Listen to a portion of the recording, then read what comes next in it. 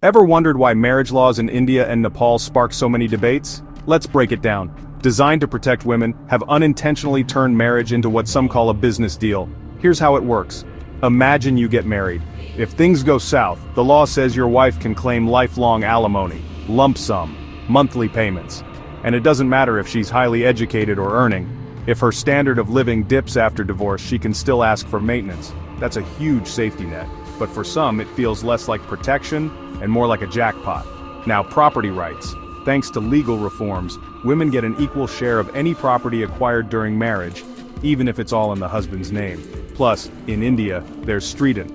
Any gift or asset a woman receives 100% hers, before marriage, during marriage, after marriage.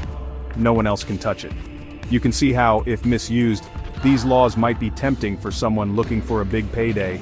There have been cases, yes, real ones, where marriage is treated like a transaction. False accusations to boost financial claims, marrying for wealth, marrying for a foreign passport.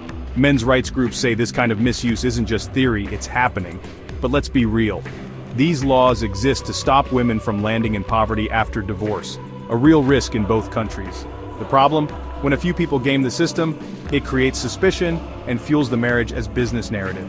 So, is marriage about love, or has it become a financial deal? I'll let you decide.